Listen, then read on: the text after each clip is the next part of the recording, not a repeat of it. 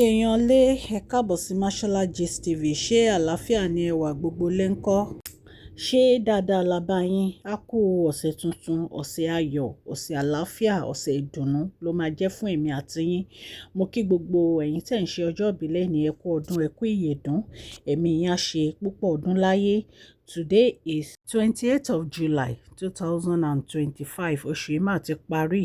Ọlọ́run Elédùmarè á jẹ́ ká wo oṣù August ní ayọ̀ àtàlàáfíà. Ẹ̀yin èèyàn lé lórí ọ̀rọ̀ tí a sọ fún yín ní ọ̀sẹ̀ tó kọjá lórí gbogbo àwọn nǹkan tó ń ṣẹlẹ̀ ní inú ààfin bàbá Werinla, òun náà láti padà sí. A gbọ́ wípé Queen Naomi wọ́n wá rí bàbá Werinla láti wá spend time pẹ̀lú wọn. Wọ́n ní ìdùnnú àti ayọ̀ ni wọ́n fi wá sí inú ààfin. Wọ́n dẹ̀ sọ̀rọ̀ nípa Àyàngalú festival èyí tí wọ́n ṣe ní Ilé Ifẹ̀ tó jẹ́ pé bàbá Werinla wọ́n dára ara mẹ́rìírí ni bàbá Werinla dá o pẹ̀lú ìlù tí wọ́n lù. Mi ò mọ̀ pé kábíyèsí ń lùlù tó bá yẹn ò ẹ̀yin èèyàn lé, ṣùgbọ́n bàbá Werinla dára.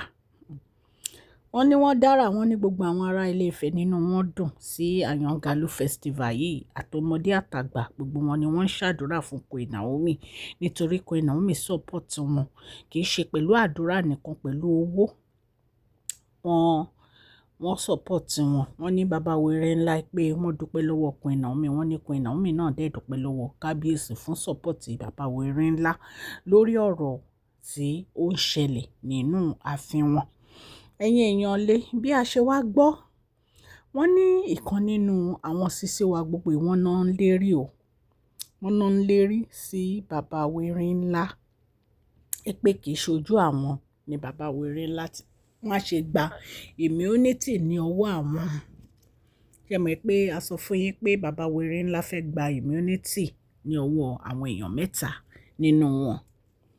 Torí èmi ti sọ wípé ní orí channel yìí wá láti fi rúdù sí èèyàn kankan o, ṣùgbọ́n nǹkan tó ń ṣẹlẹ̀ òun làwa wá torchlight sí.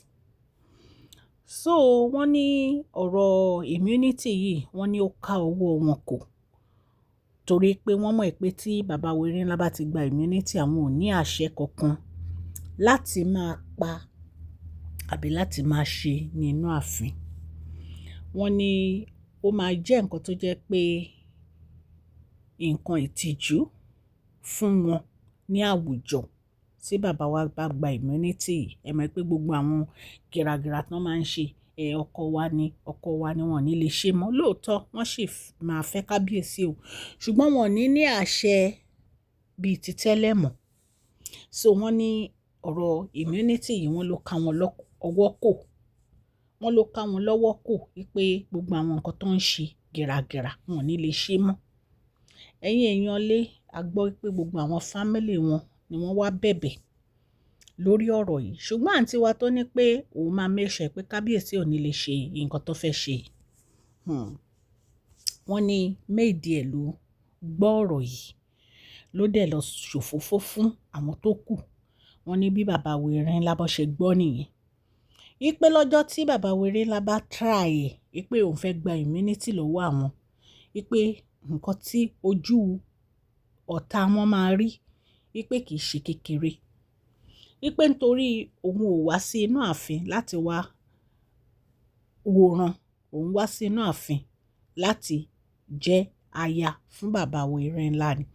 Torí there was a time tá a gbọ́ pé àwọn family ẹ̀ kan wọ́n ní pé kí bàbá Werinla kí wọ́n lé lọ kúrò ní inú ààfin pé ṣùgbọ́n kó má gba immunity lọ́wọ́ ẹ̀. Ṣùgbọ́n wọ́n ní rárá o, wọ́n ní bàbá wa ní tí àwọn bá lé lọ pé kó má gbé ààfin mọ́, pé gbogbo nǹkan tó ń ṣe náà ló sì máa ṣe. Pé ó sì ní ẹ̀tọ́, ó dẹ̀ ní right láti ṣe gbogbo nǹkan tó ń ṣe. Pé ṣùgbọ́n táwọn bá gba immunity yìí kò ní lè ṣe nǹkan tó ń ṣe mọ́, pé àwọn máa ká lọ́wọ́ kò. Wọ́n ní nǹkan tí bàbá Werinla sọ nìyẹn. Ẹ mọ̀ pé several times ni kábíyèsí ti warn wọn wípé gbogbo ìwà tí wọ́n ń wù yìí sí Queen Naomi, wípé gbogbo ẹ̀ làwọn ń rí, Ipe Queen Naomi ò dẹ̀ ń ṣe ẹni tó yẹ kó máa wúrú wà báyẹn sí nítorí pé àwọn làwọn jẹ̀bi Queen Naomi.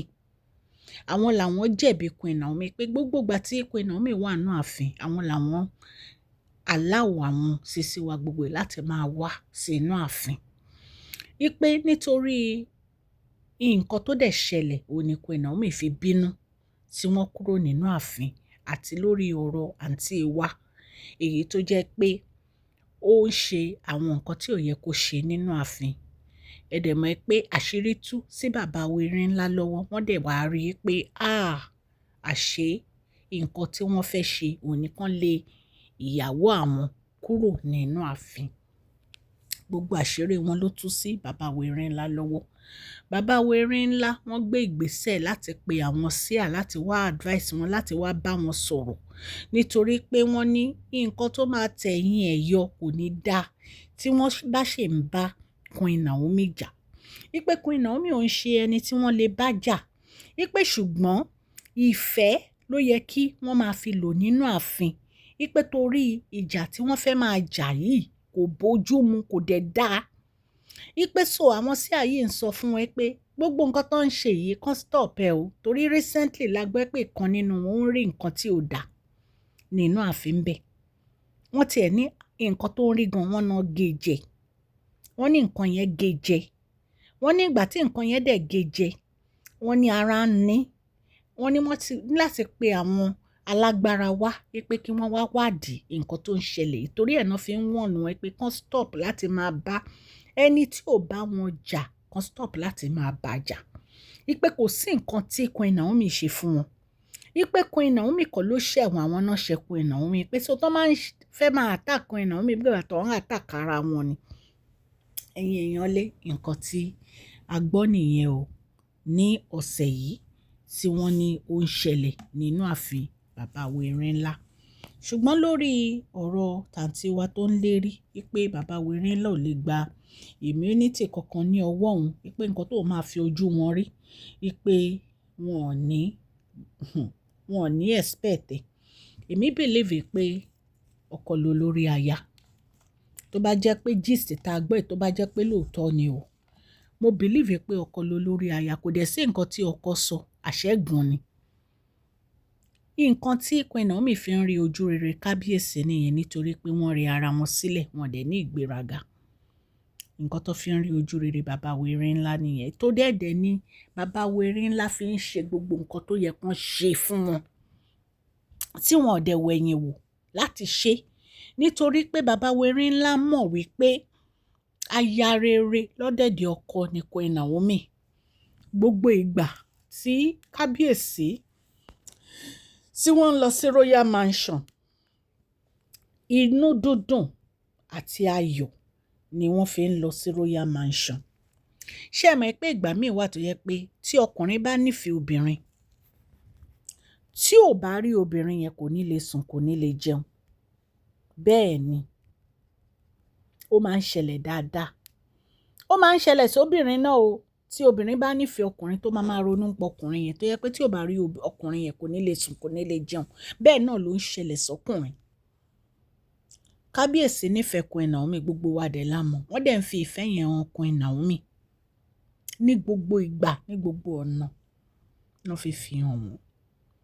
So bàbá Wẹ̀rẹ̀ ńlá wọn ò fi ọ̀rọ̀ wọn ṣeré rárá ṣùgbọ́n wọ́n ti sọ bó ṣe yẹ kí wọ́n sọ ṣùgbọ́n pàbó ni gbogbo ẹ̀ ń já sí.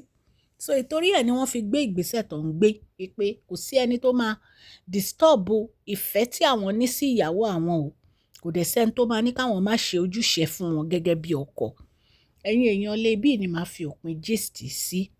Ṣùgbọ́n tá a bá ti gbọ́ update lórí nǹkan tí ó ṣẹlẹ̀ tí wọ́n ní àǹtí wa ń lérí ń pa ẹ̀ a máa mú wá fún yín ní agbára Ọlọ́run.